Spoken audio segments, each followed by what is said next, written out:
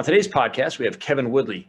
Kevin is a writer on NHL.com. He's done some freelance with a bunch of different places over the years, and currently is with InGoal Magazine. He does their pro reads on their podcast. Absolutely amazing stuff. Kevin is a bit of a talker here, so love it. Gets into a lot of detail and a lot of good goaltending stuff. Everyone needs it, whether you're a goalie or you're a player. Yeah, I mean, it's not even hyperbole to say this is one of my favorite episodes that we've recorded. Super passionate guy. We got into a ton of different conversations, different topics. Just a really interesting guy. It's almost lip service to say that we barely scratched the surface, because I feel like we say that sometimes. But on this one, legit, we could have gone for like 3 more hours, no sweat. I have 4 questions left, and same.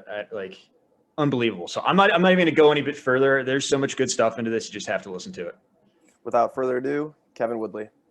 On the podcast, we bring on Kevin Woodley. Welcome. My pleasure. Thanks for having me, guys. Yeah, glad to have you on. We're big firm when it comes to goalies. Not that we do a very good job of covering it, but I feel like we need to connect more. As forwards, we need to be able to understand how to beat you guys. And then as the goalies in the room, they understand how to play this position better, because it's such a technical position. So curious on how you found your way into goaltending and your background in it. Didn't find my way into goaltending until actually my mid-30s. I'd already covered the NHL for probably 4 years, had played a little bit of hockey through university, but it wasn't my sport growing up. I was a baseball guy, didn't play minor hockey as a kid. And I was asked by the Canucks goaltending coach at the time, and incidentally their goaltending coach now, back for a second stint, Ian Clark, if I could help him both edit a magazine he was putting together, but also provide, editorial content for it. So obviously he had the teaching component that he was working on. So I was editing that and just learning an absolute ton. Ian's really good. It was one of the reasons he's had such a great career as a goalie coach. And it also is one of the reasons his writing is so effective, and yet you really do have to commit to it. Like, it's long, right? And so my job was to edit it down, but he doesn't just tell you to do something, he explains why. And so that really came through in his writing. Like, if you took the time and committed to his technical breakdowns, you really developed an understanding of the why you're being asked to do that, why angle over depth, all these different things. And so I got into it there. I learned a language I didn't speak. I quickly realized that as a guy who was working for Associated Press at the time as my main gig, and frankly just freelancing like crazy, hockey news, stringing for SI, like if you had an assignment for me, I would take it. I'm not sure if this is a family show, but I was a media whore. So when Ian asked me to work for him, I was like, hey, another gig. And also I learned that there's this whole world, this whole language of goaltending that nobody on my side was bothering to try and speak, frankly. And, back then, especially, and it's increasingly now more people understand goaltending, but back then it was good goal, bad goal. No real understanding of what these guys were trying to do. Like, why did it go in? Why did he play it that way? Reverse VH didn't even exist. VH was just starting at the time, right? Like, so post-integration. So I started learning. I started speaking the language, which opened up a whole new world of conversations with goalies. Guys that would just give pat answers to regular media would sit down and have a conversation if you spoke their language. And sometimes it didn't matter what the language. I'll never forget the PR guy when Sergei Bobrovsky first came over, just like, hey, you can try, man, but he doesn't speak English. And the next thing you know, like, I'm on my knees with him in the locker room, and we've got broken English, and we're basically speaking the language of goaltender, using a lot of sort of gestures to bridge that gap, like what he means by his stance, by holding his hands up and things like that. So it really, it changed my world from a media perspective. And eventually it led me to wanting to play. Like, okay, I'm reading all this. I understand all this. I also had just had my first child. I'd like to call it a sympathy pregnancy. I put on 50 pounds. So play goal, actually do the things I'm writing about and talking about and learning about, and drop a few lbs. I was essentially the fat kid they threw a net. So that's how it started, mid-2000s. And here we are 15 years later. I co-manage, I guess, help with own InGoal Magazine. It's my bread and butter. I have a column at NHL.com called Unmasked, with every week when we're going regulars every 2 weeks here, sort of in this shortened season, and hits in like 4 different radio stations across the country weekly, where I just come in and talk goaltending. So it's gone from didn't even play it as a kid to it is my everything. I love it. I was actually worried, during the pandemic, that I wouldn't be able to put as much into InGoal as I had in the past, because I would have lost my passion for it. And it comes from playing it. But now I'm covering the games. I'm watching these guys. I'm just like, I'm just jonesing to get back out there. So it really does. Once you try it, it really takes hold of your whole life. And in my case, quite literally. That's awesome. Just the fat kid that put in net. That's hilarious. It's like Goldberg back there.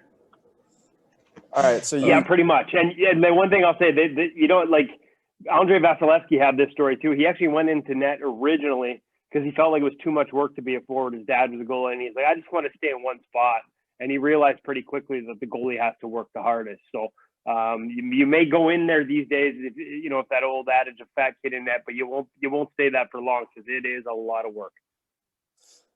Okay, so I'm in Columbus. You mentioned Ian Clark, who was obviously here for a long time, and Sergei Bobrovsky. I'm curious, do you still have much of a relationship with Ian? And like, I'll be honest, like when he left Columbus right after Bobrovsky left as a UFA, I was thinking like this is probably bad for the Blue Jackets, but I don't want to make it so much about them, but maybe just like your interactions with them to this day, and the impact that you think he had on. Obviously, like you said, 2 stints in Vancouver and the one in Columbus. He's been all over. Just your relationship with them. Yeah, no, I mean, Ian is on the short list of guys who should one day, and this is probably a whole other conversation, why no goalie coaches are in the Hockey Hall of Fame is absurd. We'll get there. The list should start with Allaire and Mitch Korn. I don't think enough people realize that Ian's a name that should probably end up on that list too, right? Like the impact he had on Bob was significant. You look at the way Bob played in Philadelphia. I talked about the elbows, sort of his hands were up by his ears. His stance was low and locked and wide. And then you watch him in Columbus. You watch the change in the stance to Ian's 3-stance system. You watch the post integration, the reverse tracking and the post integration. They were a perfect fit because Bob was a workhorse, loved to work, just grind, and Ian expects nothing less from his goaltenders. We've seen it here with Jacob Markstrom and now with Thatcher Demko. So yeah, I think he did have a big impact on Sergei Bobrovsky. And as far as the relationship goes, it's been a good one. Even though his old magazine eventually went under, and left me hanging a little bit, never burnt the bridge with him, was never personal, that was business, and still have a good relationship. Just watched him put Mikey DiPietro through 2 hours of work at the rink this morning with a little Braden Holtby and Thatcher Demko all mixed in. So still trying to learn as much as I can from him, whether it's the goalie news or from the crease, the volume he created before then. That's why when I talk about the Hall of Fame in a builder category, Ian has produced like just copious amounts of material on the position. There are a lot of modern elements in goaltending that have gone through him or come from him. Not a lot of people realize after the first stint in Vancouver, he was out of the NHL for a little while, went to Sweden, worked with Marcus Naslund and Modo. And so then if you remember a few years ago, there's a lot of talk about Swedish goaltending, the rise of Swedish goaltending, and they had this manual that they produced that the Russians eventually bought and translated and used in terms of this goaltending manual. And I'll tell you a quick story. Hockey Canada sent a bunch of guys over there to learn from the Swedes, and the Swedish Federation goalie director, Thomas Magnuson, asked them, like, this is great, like, we're happy to have you, but why don't you just ask Ian Clark? He used to work for you. And a lot of their manual, matter of fact, some of the manual, the Swedish goaltending manual, contains illustrations that were a part of that goalie news magazine from Ian Clark that I used to edit. So his impact, I don't think Joe Public knows how deep that impact runs.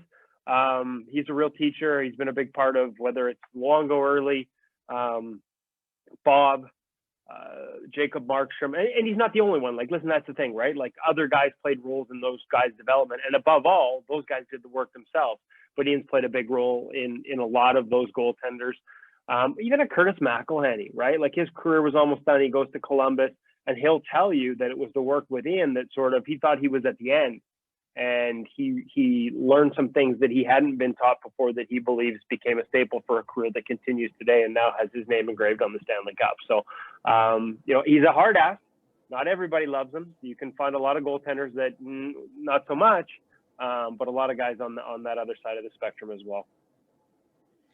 Yeah, him and Korn, it's amazing what they've done, just those two guys alone, and taking careers that seem to be on a path of just being average and making them Hall of Fame type players, or just absolutely the elite of the elite. So you said something in there about reverse tracking. So can you break that one down for us? What is reverse tracking? It's his, you've seen it, you guys, if you watched a lot of Bob, you would have seen it when the play goes behind the net. So down the wing, behind the net, and out the other side, whether it's a pop pass into the middle or all the way back out into the point. Essentially, if you'll recall, or if the play stops behind the net and the guy like sets up back there and you'll go one way or the other, you guys will remember Bob having one skate on each post and sort of, the pads flat along the ice, like just basically as opposed to reverse VH on one side and then you transfer to the other side and back and forth, you just sit in the middle. Like there's the system for how you enter into that post as that play moves down the wing, how you transition into that middle with a skate on each post, which a lot of other goalie coaches will call a double seal. That seems to be a phrase I'm hearing a lot more now. And then how you exit off those posts. That's what IN calls reverse tracking. That's just the phrasing he uses for that. But to be honest with you, I'm not 100% sure if he's the first to sort of integrate it that way. For sure, Bob was the first one that caught my eye. And I wouldn't be surprised if he is. I mean, you watch Jacob Markstrom now when he does it from Vancouver, now in Calgary. You watch Thatcher Demko, and now I'm watching Braden Holtby learn it for the first time because he was not a bigger guy, one post or the other, and now he's getting into that point where, he can make that move coming down the wing, transition into that behind the net, sit in if he needs to.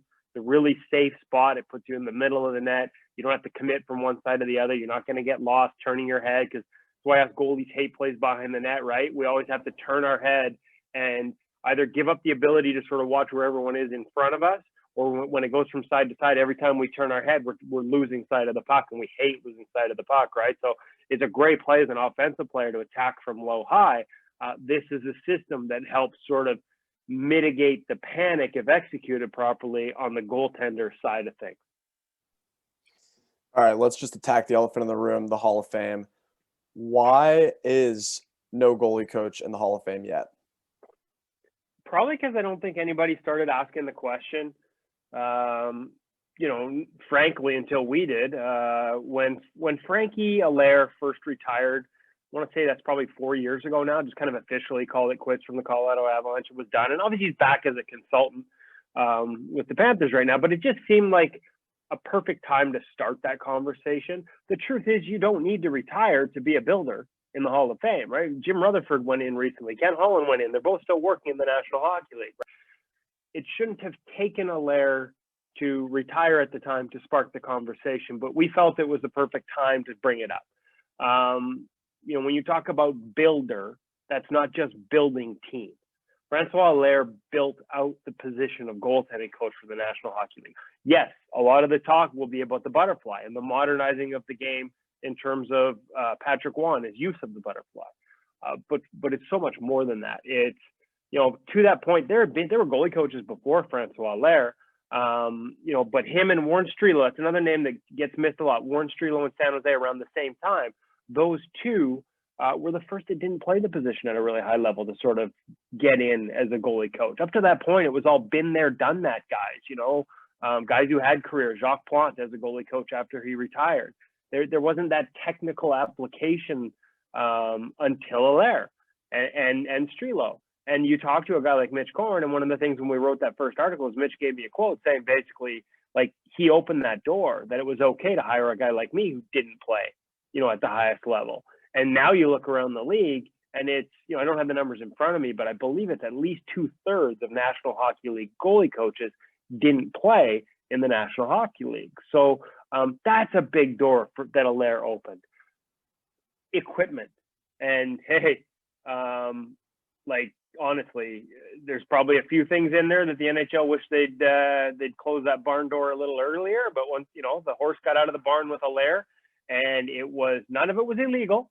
he just found those lines, but pads that rotated properly and sealed the ice so that the butterfly, Mitch used to tell me that they used to have to, an actual thing they looked for in goaltenders before these new pads was contortability, the ability to sort of twist and rotate your body to get those pads flat on the ice.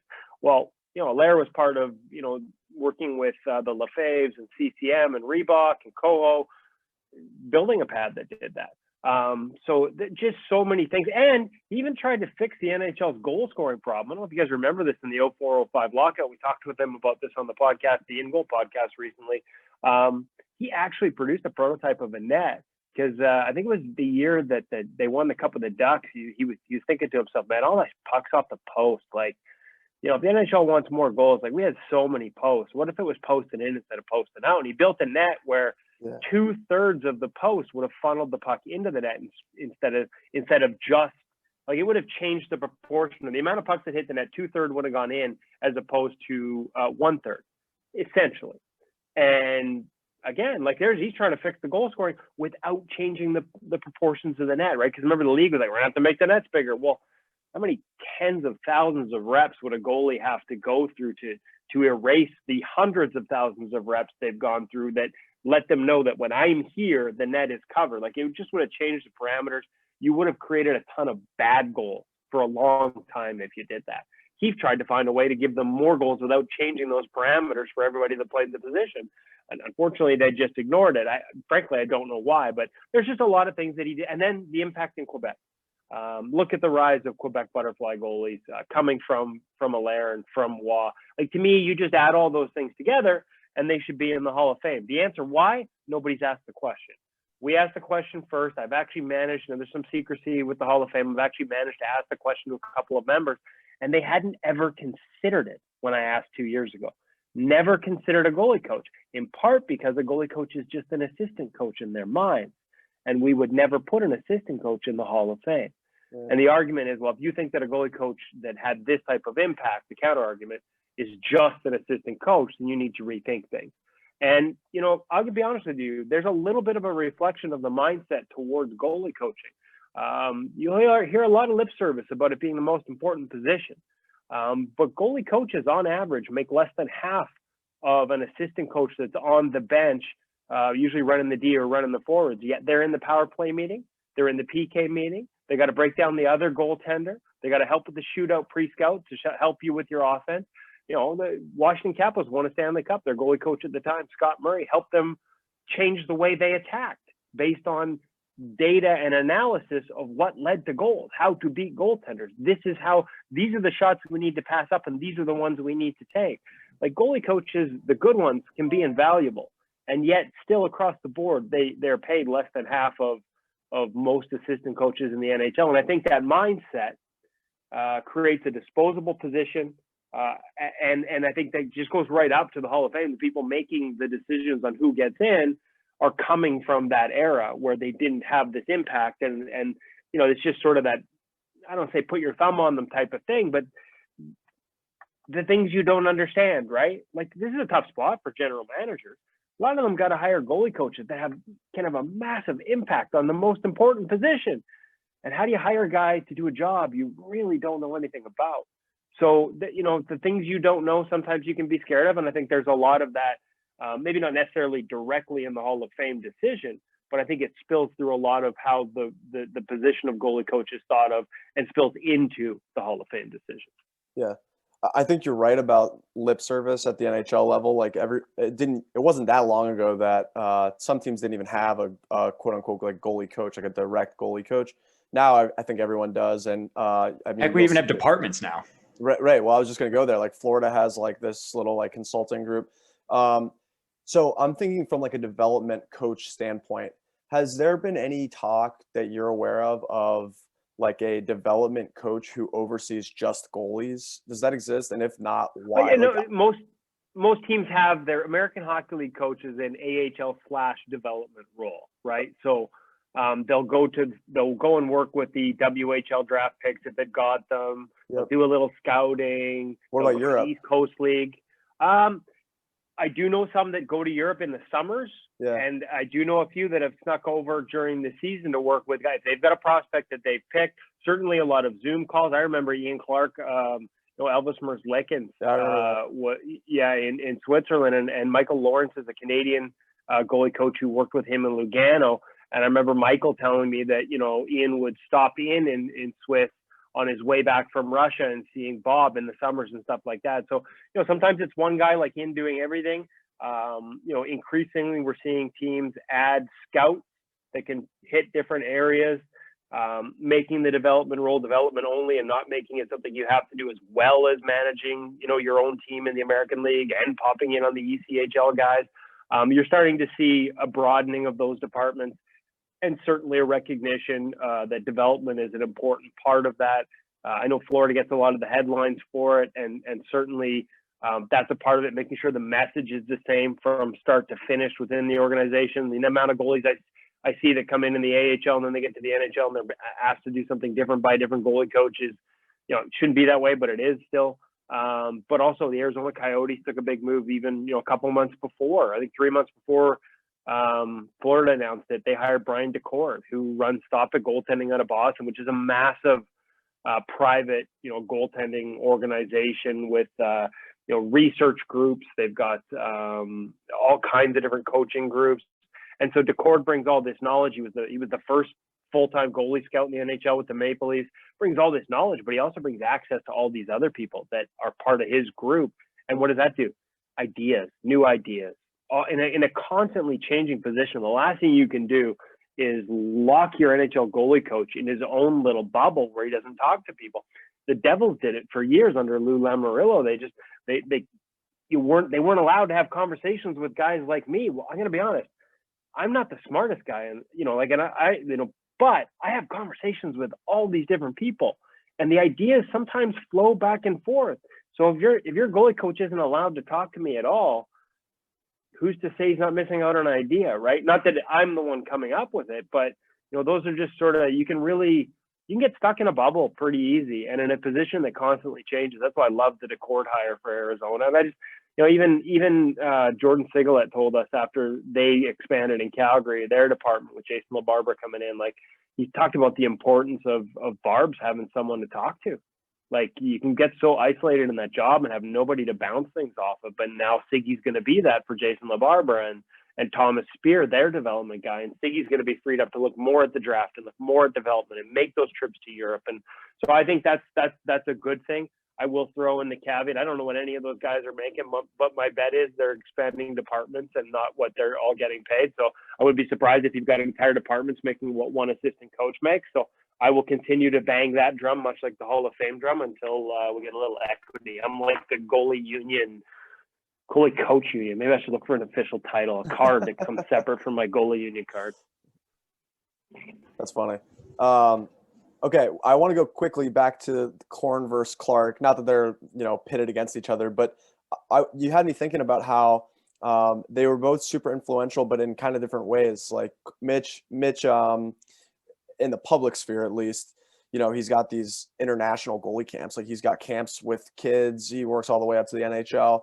Whereas Ian was more like he kind of got his word out like written, right? Yep. I don't want to you don't have to pick a favorite, but how would you compare and contrast the ways that they were able to influence the masses through their different mediums?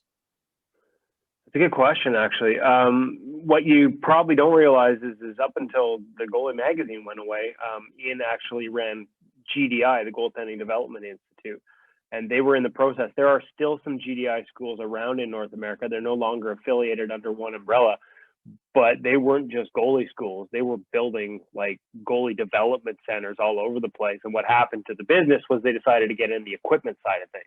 And the goaltending equipment world is a tough one to survive it. And that led to the collapse of everything else around it. But there was a lot of schools and goalie schools that Ian Clark was involved in as well. So he had that similar type of thing. And the thing about Mitch is, and I've had this conversation with him in the past, obviously now that he works for Lou, he's not supposed to talk to us anymore. But before he went to the island and into the Lou Lamoriello cone of silence, we used to talk about, I used to ask him, like, man, like the grind of the season, I see what these guys go through. And then you're going to get, and like he does these camps all over the place. Like he's traveling in a camper kind of thing. And I'm like, why? Like, why are you doing that? Right? It's not for the money. And he could charge a lot more for his camps than he does. For sure. But he does it because just what I talked about. He invites young coaches. He mentors them. But he gets something in return from the young kids and the young coaches. You know, they're out there while he's stuck in the NHL bubble from October till March and hopefully longer every year. They're out there playing. If there's new ideas, they're seeing them. They bring these things. He sees new things through them, through young goalies, through young goalie coaches. There's a mutual benefit to it. And that's why he's continued that. I don't know that I can compare the impact. Ian's quietly, I don't think a lot of people realize how involved he is with some of the things in Russia. Some coaches he works with over there. Mitch, we call them the children of the corn. I mean, look around the league, the number of people that are NHL goalie coaches now that were part of that group, that mentored under him, that worked with him, that got a first opportunity perhaps because of a coach calling him and asking, who's the next Mitch Korn? Steve Briere with the Toronto Maple Leafs, Mike Bales, 2 cups with the Pittsburgh Penguins, now with the Buffalo Sabres after a stint in Carolina, Mike Valley, who Mitch first hired when he was in Nashville. I'm missing, like, there's probably 10 more, right? Like that, it's a very real thing. I should probably pull up a list. I feel bad. I don't have a list in front of me of all the people that Mitch has worked with, but like there's like 6 degrees of Mitch Korn. You go throughout the league, and he's impacted so many guys that are working at the highest level. Now, Ian's got some that people don't know about as well, but like Mitch is just like that. That's the impact there. And truth be told, now that Francois is back in the game in Florida, like he was the poster child for first guy in the Hall of Fame because he'd retired. But the reality now is you don't need that to be in. And I think you could make an equally strong case for Mitch. He's got the cup now too. We talk about goalie departments and the trend towards goalie departments and all these teams that have hired, that created them, hired directors and created departments underneath them. Well, who was the first one? I mean, at least in the way we're seeing them now, was Mitch Korn with the Washington Capitals in 27-18, right? They won a cup that year. I'm actually a little surprised more teams didn't copy it sooner, given that the first team to do it won a Stanley freaking Cup in the first year, and the New Jersey Devils promptly hired him, or the Islanders, the New York Islanders promptly hired him away to do the same role with the Islanders. So, I mean, to me, that's building, right? Like, if you look at Mitch's legacy, all the people he's impacted in all corners of the game, whether it's goalies or goalie coaches, the teaching, the medicine ball, first published the article, the goalies doing the drill with the medicine ball, first published it with us at InGoal Magazine. And there was some hesitation there because he said, every time I share something like that with you guys, I have to, now that's my advantage gone, I have to come up with something new. Now, he'd been in Nashville, and I said, listen, now you're going to Washington. It's not going to be a secret long anyways. People actually film practice there. So you might as well take some credit here. But those little things, the white pucks and the tricks and things like that, like those are all things that come from him. And so, again, builder. So Allaire, Benoit Allaire with the Rangers, Francois Allaire, Mitch Korn. Like, the problem is I list this, if the Hall of Fame voting member was listening to this, they'd be like, oh, he's just going to keep going. We're going to have goalies every year, goalie coaches. But I do think the guys that are at that top tier, Francois, Mitch, and Ian as well, like they need to be in that conversation. And my starting point is it was Francois. It might have to switch to Mitch now that Francois is back in the game. They both need to be pushed because they both fit that builder category so well. For sure. I've got a bit of a soft spot for Mitch. I think I've said this on the podcast before, but when I was a teenager, I was a shooter at his camp in Cincinnati for years, and it blew my mind. Like you said, the things that he does on the ice with these kids, it's definitely unorthodox, or at least it was sort of in like early 2000s. But yeah, definitely good memories with Mitch. Mitch is an Ohio guy too at this point. That's right. I think he's still technically employed, maybe not with Miami University. No, not anymore. But yeah, no, I don't know that he's technically employed there anymore. But the impact he had there, because that was like on a recreation sports admin side too, right? Like, and so there's people that like run rinks and are ADs and like all these other jobs that have ties to Mitch that he impacted as a mentor, even outside of the goaltending world. Right. So yeah, that's a really good point. Yeah. And Coach Katie had a large influence there too. I feel like those two put together in a room, if you're not, you could work 80 hours a week, and if you put your feet up for 2 minutes, they're going to somehow figure it out. Those guys are insane. That's funny. But I've loved where you've been talking about with a lot of these trend setters. I'm curious, maybe what are some trends that we're currently going through and where we're going to be going with that? And if you want to get technical, I'm all about that. Well, I mean, technical post play continues to be such a big part of it. And I know a lot of people, it's funny, Billy Ranford, we had this conversation this summer. And there's a guy who took advantage of the pause, like was on every webinar. He even came on, we had some webinars on equipment at InGoal, and he actually came on our webinars to listen because he was trying to stay up to date on equipment and some of the new trends in equipment that can actually impact, because it impacts performance, right? Like, 'cause, you know, not everybody has to be like Ichiro and like the humidor for his bats type thing, but you need to have a knowledge of how your tools work if you're going to do this job effectively. And but one of the things he said is, I think goalies like to work on the post play a lot in practice because it's easy saves for them. And I thought that was a good point. And he's actually backed off. Jonathan Bernier talked about this too. Once he has it dialed, he backs off of it because it's a lot of wear and tear. It's really tough. RVH is tough on the hips, right? So there's that side of it. But I think post-play options, post-integration options are something that is sort of constantly, we're always looking for ways to improve it because it's such a tough play for goalies. I have access to ClearSight Analytics by another ex-NHL goaltender, Stephen Valakat. I get to look under the hood at some of the numbers, and one of the trends when we were looking back over the past few seasons, you've probably heard of Royal Road or slot line passes and plays that go passes or carries across the slot line, which is like used to call it Royal Road, calls it slot line now. Basically an imaginary line that divides the offensive zone from the goal line to the top of the circle.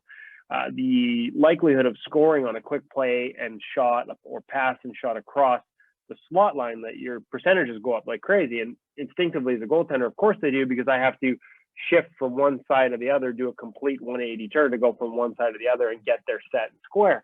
But one of the biggest ones was slot line plays and attacks from dead angle. That's one of the biggest increases in offensive generators of the past two seasons. And it's not just that those plays from dead angles it's not that every one of them's getting through six legs to the backdoor tap in.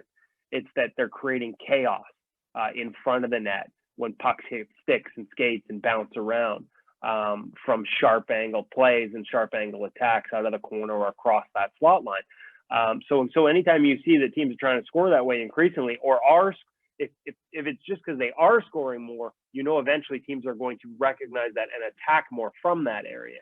And so we're always looking for ways to play that better. We talked about reverse tracking within.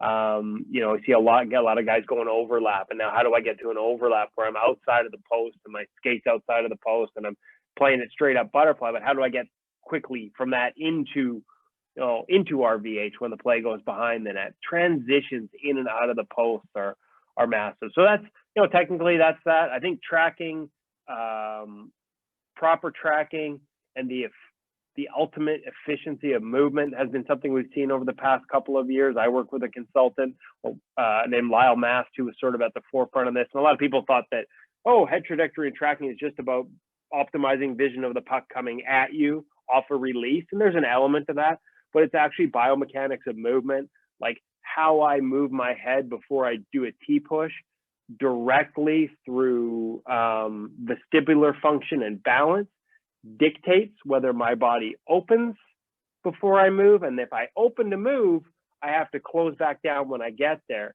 And you can see on videos, the one thing I've learned, video does not lie. If I'm opening to move and then I move and then I get there and then I got to catch the back leg up and then I got to square and then I got to set, those are all delays. And if we track down through that path and generate a top down, so it's almost like a new sequencing of movement on something as simple as a T-push, that top down movement where it's head and the shoulders come, and we're not going body first, we're going head and eyes first, but in a way that creates proper rotation early. I actually move to my spot and arrive set and square.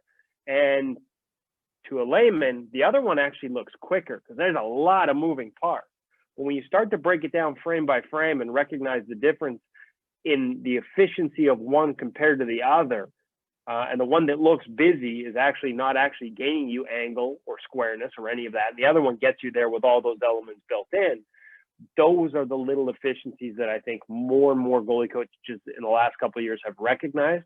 And so whereas 3-4 years ago, all I could see after learning it was all the inefficiencies, it's a lot less common now. There's a lot less opening and closing into movement. There's a lot less delays to set. And that's just, it's that half second, right? Because that's the other trend this summer. Everyone talks about, it's all about being set and square, set and square, set and square. Well, how we can get set and square after a Royal Road pass? How do we get more efficient at making sure when we do have to change our angle on a lateral play, we do so in a way that gets us there as fast, as set, and as square as possible? These are the trends we're looking for. We're looking for a couple percentage points here, guys, now, right? Because that's the difference at the highest level. So those are the two I would say in terms of on the ice technically. Beyond that, oh man, like there's no limit, right? We got Sense Arena virtual reality training for goaltenders. I got Jeremy Swayman, who just won, Boston Bruins prospect, just won Hobie, or it's not the Hobie Baker story, he was a finalist, but he just won the Mike Richter as the top NCAA goalie. Biggest thing for him that year, bar ballet. They had a class at the University of Maine. He took it. Couldn't believe dorsiflexion, which is something, your flexion through your ankles. Dorsiflexion is a term we'd heard a lot from goalie-specific off-ice trainers. It improved his dorsiflexion, his balance, his body control. Alfie Michaud, the goalie coach, ex-NHLer, goalie coach at University of Maine, couldn't believe it. Now all his goalies have to take that class. So whether it's virtual reality, playing goal in a headset in your living room, or doing ballet classes, there's always new ways to get better at goaltending. That's what I love about this. There's no one right way ever either. There are no absolutes in this position. You can never say that's right, that's wrong. It's different for every guy. It's a sliding scale between, I always look at it as a sliding scale between technique and skill. And every goalie has a different point on that scale where they're at their best. And I can't tell them, right? John Gibson at times looks like he's all over the place. But Sudarshan Maharaj, the goalie coach there, recognizes how good the skill is. And all these goalie coaches all over the place say, oh, like, man, I wish he was better technically. And when he's off, yeah, that argument is there. But Sudsy knows that if he does put too much technique into him, he's going to lose all that skill. And when that skill shines through, and it does more often than not, he's one of the best goalies in the world. Again, sliding scale, and no one right way to do it. Nobody can say, John Gibson needs to do this, he'll be better. Because I happen to be with his goalie coach on this one. Is the fear of losing what makes him John Gibson is very real if you put too much of that other stuff into his game. It's what makes this so great, man. There's just so many different ways to play this position, and nobody can say one's right and one's wrong. Just look in the Nashville crease. You've got Pekka Rinne and UC Saros. I mean, two completely different goaltenders. So I'm with you on that one. And Saros, who gets pegged for the size, and Pekka's like, I remember talking to the year Pekka won the Vezina, where everybody's asking UC what he's a young goalie coming to the league. What are you learning from Pekka? And Pekka's telling me it's what I'm learning from UC. Like he's so much smaller than me, and he has to move less. And he doesn't get beat. So why am I 2 feet out of my crease at my size when he can play on the edge of his crease at his size? And so it was the other way around, right? Like Pekka quieted his game by watching a smaller goaltender. So again, a lot of the myths about small goalies got to be more aggressive, more active. Here you got a guy who wins a Vezina trophy because he became less active and less aggressive by watching a smaller goaltender. UC Saros is my favorite, so I got to give him a shout at all times. I feel like it's just so efficient. I think I'm not the goalie guy that you are, but it seems like his hockey IQ, his goalie IQ is just off the radar. I'm curious for you, what's goalie IQ?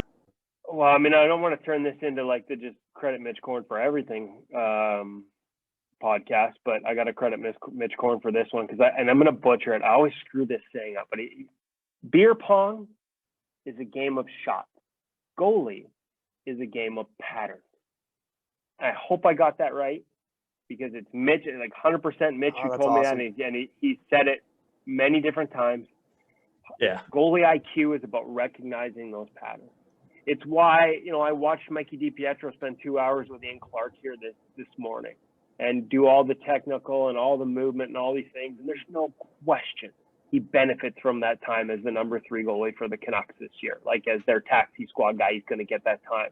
But at the same time, in himself will tell you he really needs to be playing somewhere in the American Hockey League, because what he can't get from Ian is the full speed experience of putting those patterns together.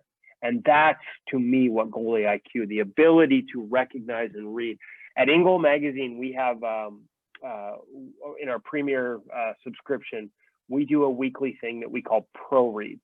We're about 13 and a half months into it. So there's about, like, there's 54, like almost 60 now Pro Reads that are live. And it's a live video review session with goaltenders where I take clips. Used to be I took them into the locker room. Unfortunately, because of COVID, it's all over Zoom now, and it's getting a little tougher, guys. I'll be honest, but we've managed to keep it going.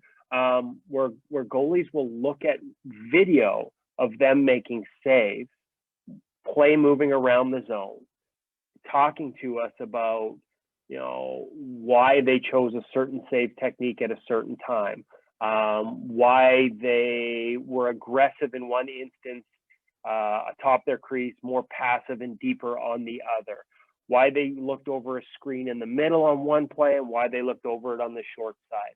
And the amount of information that they process in real time, even as a guy who covered the league for 15 years, the first time I did one of these with Carey Price and Frederick Anderson, they were our first 2 guests for this, absolutely blew me away at the amount of information they were picking up. It wasn't just who's a left-handed shot and who's a right-handed shot, knowing where the defenseman was going, anticipating all these different elements to make a split-second decision on whether they push or don't, whether they slide across on their knees or beat a play on their skates. That's goalie IQ, and it comes with experience, and these are all patterns, including your own defenseman. And part of it is learned. Hey, this is our system. He's got this, I've got that. Part of it is experience. This guy loves to shoot to this spot, or this guy is always going to look to pass. And part of it is just plain old smarts and all those things rolled in, the ability to process instantly. And I don't think if you don't have it at a very high level, I don't think you can play in this league. And it has just absolutely floored me every time one of these guys walks us through these things. Carter Hart might be the best, because Carter's not afraid to tell you what he did wrong. Very self-critical. And so I'm watching what I consider to be absolute brilliance. And he's like, look, counter rotation, man. I came off that puck, and we were talking about before about the sequencing. I came off that puck, and now instead of my body moving into it, because of the way I move my head, my arms are flailing behind me as I move rather than out in front of me. So I'm late. Like, just that type of detail and the ability to process it and then see it, that's goalie IQ. It's why I don't have it, and it's why I'm playing beer league and they're playing in the league in the world. Amen. And actually, funny enough, in our, I think, 3rd ever, we talked about like RVH for the common man, and we had that exact quote. So I got it. Beer pong is a game of shots. Quarters is a game of shots. Playing goal is not a game of shots. It's a game of situations. In every situation, you have to figure out. There you go. You got the gist. Situations, patterns. You got it better than me, but hopefully I got the spirit of the thing. That's right, you did. It is. That's what matters. And I would definitely recommend anyone to check out InGoal Magazine's Pro Reads. I mean, even the 1-year subscription is worth it for just one of those reads. It's unbelievable. I mean, you guys are so cheap. It's like what, $60, $50 a year? It's $50 a year, and it's Canadian. So if you're on the other side of the border in America, that's like practically free. It's free. Like it's the best goalie lesson you'll get. $1 a week. That's the best. It's less than $1 a week Canadian. In American, like we practically give it to you. All right, last one here. It's almost too bad. Like this, we've flown through. I've got like a laundry list of questions that we're just not going to get to because I want to be respectful of your time. But I'll just have to come back, guys. That's all. I guess so. 10 out of 10. We agree. Seriously. You mentioned the taxi squad earlier, and I'd be remiss. I mentioned it before we started that a good friend of ours, Josh Howell, who's kind of our goalie contributor to our newsletter, he pulled one of your tweets from earlier a little while ago. It was about how Jacob Markstrom participated in a goalie session and not the Flames' main practice. And you said, quote, more teams already using extra goalie to let their number one focus on work that matters and avoid a lot of the team drills that do little and in fact can become a negative for goalies. So I'll I guess I want to ask about at the NHL level and even at the youth level, like what do you think the best practices are for goalies to kind of make sure that they're getting the most out of every practice? I don't want to ask you like 6 questions at once, but like, do you see this being a trend post COVID? Like, I think that's a great question, and there's a lot of ways you can go. So I'll stop talking now and listen to you. Well, yeah, I mean, what you could do is you could Google my column at NHL.com is called Unmasked. And if you Google unmasked my name and practice goalie, you're probably going to come up with about 3 or 4 different columns that I've written over the years about the concept of using a practice goalie, which is essentially what the taxi squad goalie has the ability to become. Now, again, I should be careful here because there are no absolutes. Not everybody loves the idea of a practice goalie. Braden Holtby hates it. He hates having a third guy out there. That's why Mikey DiPietro comes out and does his work before and after. Because he just doesn't, like, he just wants his net. He's a workhorse, and you usually got to kick him off, right? Like, that's the way Braden is. But Devin Dubnyk, and this is where I originally, the genesis of the concept of a practice goalie, when he went from Arizona to Minnesota that first year and played those 38 straight games, which is a franchise record, including a whole bunch of back-to-backs. And everyone's like, oh, my God, like, in an era of goalies playing less, how the hell is he doing this? Well, I'll tell you how he was doing it. They had 3 goalies. They had Nicholas Backstrom was still with the team on the roster but not playing, and they had Darcy Kemper. So what Devin would do is he would come out and he would do his goalie practice with the goalie coach at the time, and then he would maybe take part in a couple of rush drills just to get that feel for guys playing the rush, speed down the wing, letting shots go, and then he'd get off because he didn't need the rest. So, you know, what's a good goalie practice? I mean, there's a balance there. The work you do with your goalie coach that's position specific, trying to attack things that are, you know, you're working on or you need to improve in your game, that's probably the most beneficial. What's not good for a goalie is seeing 30 minutes of 3-on-0 rushes where the guy at the end of it decides he's going to hold on to a puck in the middle of the slot and then go clap bomb off your ear, right? Like, there are, in most NHL practices, at least 5 to 10 minutes of guys taking shots over and over again that they will not, ever, not once, a single freaking time, get in a game. Got 4th liners just teeing it up from the front tees. That is not good for a goalie. You eventually, it becomes like playing shinny in the summer. If you do it too often and too much, the only way to make some of the saves in that environment is to cheat. You cheat enough in practice, it'll creep into your game. So listen, I remember the first time I wrote this in like 2015, I was actually in trouble for a column. It's like, it happens. When you have a weekly column, you can run out of ideas, right? And so I always keep a bunch on the back burner, ideas, things that I've talked to goalies out over the years and throw it in there once in a while. Funny, they almost always, because there's things that I assume everyone knows. They always almost end up being the best columns. And this one was about how practice, NHL team practice, can actually be detrimental for goalies. And I got messages from goalies all over the league. Finally, somebody said it. I'm like, well, I just assumed because we all knew as goalies that everybody else knew too, right? Like, guys teeing it up. And I think it's gotten better. For sure, it's gotten better. Better communication, better respect for the goalie coach saying, listen, like, my guy doesn't need this for 20 minutes. Like, what are we doing here? You know, and the flip side of this is goalies, you know, like to complain about those things. Sometimes you got to get in those drills that aren't realistic. You got to go outside the box. You got to battle, whether it's to be a good teammate because your job's not there. That drill isn't for you. That drill's for them. As long as it's got some realism, like 3-on-0s with teeing it up from, that's not realistic unless it's overtime against the Canucks 2 years ago for Jacob Marsham or last season. Yeah, famous gif of that one. So, like, it's gotten a lot better. And there are times that there's value in that for goaltender. You can't just say, oh, this isn't realistic, I'm not trying. But sometimes when the drills are coming too fast, I've talked to goalies over the years in the NHL level, like, it's just, I don't get to follow up my rebound because by the time I make one save, the other guy's coming from another point blank range. And so as a goalie, you have to say, you know what? Next guy is shooting at an empty net because I'm playing this one out. Like, sometimes you have to skip a rep. So, you know, that's not ideal for anyone. So I can't say what the best part is. Just be cognizant that sometimes the drills you do for forwards and defensemen really aren't good for your goaltender. I am surprised we haven't seen more practice goaltenders. The Carolina Hurricanes have an equipment guy, George Alves, who comes in and will mop up practice and take a lot of that stuff for them so their number one can take a break. The Canucks have an athletic trainer, Dave Zarn, that does the same here, especially when Ryan Miller was here, older goaltender, took more There's time a guy off. named David Ayers, and he happens to be in Toronto. Yeah, so so you're seeing that use. The difference between that and this year we got NHL goalies, right? Or AHL goalies as our number 3. Because the one part of the practice goalie equation that there's pushback on, players don't want to shoot on the local beer leaguer. Players don't want to shoot on the Zamboni driver. They don't want to shoot on some guy who played college 10, 15 years ago. They want to shoot on an NHL goaltender. So you can get some pushback on the concept of a practice goalie unless you can get a guy who's really good. So I think we would have seen it more by now if not for that.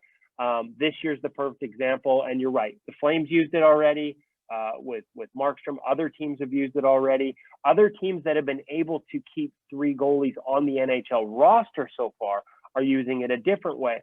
Before the Leafs lost Dell, remember they were keeping him on the NHL roster so they didn't have to put him on waivers. Well, they took advantage of that. They gave Freddie Anderson the night off because Jack Campbell was starting. Aaron Dell dressed as the backup. Freddie didn't have to go because backing up's not a night off. You go through all your dynamic warm-up, all your eye exercises, all your hand warm-up. You do all your work, and then you sit there with the, not anxiety, but with the stress, I might have to go in anytime for 3 periods.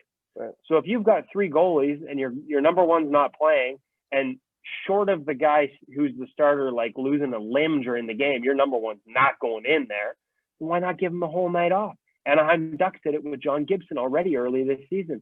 Ryan Miller start, Anthony Stolarz is the backup. So that'll be the other trend. Now that one's tougher to repeat long term, but that'll be the other trend you see this season. Does it continue beyond the season? I wish practice goalies would become a thing. But if they're a certain level, like it's not good for an AHL goalie to just be working in practice. That's not good for anyone. If they're a certain level in terms of retired or recently, you might have some pushback from the PA saying this should be a position that one of our members is, and getting paid NHL money for. So there's all kinds of complications. But in terms of it making sense, hell yeah, I've been saying it for 5 years, and most of the guys I talk to agree. Not an everyday thing, but certainly, rather than talking about how goalies can't play as much as they used to while ignoring a solution that would allow them, I think you'd see at least more examples of it being used. Right. Okay. I guess last one for real. If you were a youth coach or a minor coach, head coach, would you prefer to have a practice goalie like full-time, part-time, none of the above? I am going to plead a little ignorance on this because I haven't, I don't like to blow smoke, and I've never coached minor hockey. Yeah, so I don't know what that practice situation looks like. Yeah. My experience with minor hockey was very limited to some evaluations for a friend. I promptly quit because they really didn't want me there to evaluate and tell them. They wanted to hear that the guy who was in the AAA spot last year should be the guy in the AAA spot this year. And when that information didn't necessarily jive with what I said, it was just ignored. So I wasn't going to waste my time. Sure. No worries on that. So better question here, I think we can really get into is what are you working on for your own game? I am working on the ability to drop into the butterfly and actually still be able to get up again 10 months since my last game. I'm a little worried that my 47-year-old hips might not like 10 months off. Peloton has kept me from a second bout of, sympathy pregnancy. There's not going to be 50 pounds during the COVID. There has been a few. Peloton's managed to limit that, but the only reason I have any faith that I'm actually going to be able to get back out there and play goal again is Maria Mountain, who does a lot of training of goalies. Carter Hutton's trainer. She works with goalies off the ice all over internationally. She's been invited to speak in like Sweden and Finland. Like she's legit, and a lot of her stuff is online based. So I think it's her at goalie training is her handle on Twitter and Instagram. And if it wasn't for her programs, I would, jokes aside, I would have some real anxiety about whether my hips would have lost so much range of motion that I could get into a butterfly and have some width and move around like I'm used to. Thanks to her, I'm probably going to be able to play goal again without ending up on crutches. But to be honest with you guys, after 10 months without playing, in terms of working on my game, the closest thing I could say is that off the ice and Fence Arena. Well, you got your virtual mental reality. reps. So You got your mental reps in. I am. Yeah, it's not that I'm just bored of watching the Senators and the Canucks for a third straight game when my eyes close tonight at the rink. It's because I'm visualizing myself making the same saves as Braden Holtby. That's right. We'll go with that one. Okay. Yep, love it. Awesome. Well, Kevin, I think that we just scratched the surface, and there's a lot more to be had here. So I want to thank you for your time and jamming so much good information in such little time. As they tease me constantly about on the InGoal Radio podcast, I love to talk. It's a little bit, it's a thing. So the fact you guys were willing to listen for this long, I'll come back anytime. Thank you for tuning into the Hockey IQ podcast. We are Hockey's Arsenal, Greg Revac and Dan Dukart. Together we've come together to create a platform and a community to expand on hockey intelligence, hockey IQ, whatever you want to call it. We're very passionate about seeing this game played smarter and better and continue to develop itself to the next level and staying on the cutting edge of things. So you can find us at Hockey's Arsenal on Facebook, Twitter, and YouTube. We're also at hockeysarsenal.com. From there, you can find some resources and some options to work with us. We're excited to continue this. If you enjoyed this episode, please like, subscribe, follow, and share. You can also join up for our newsletter as well, where we're going to tackle anything Hockey IQ related. So we're excited to have everyone here and continue to build.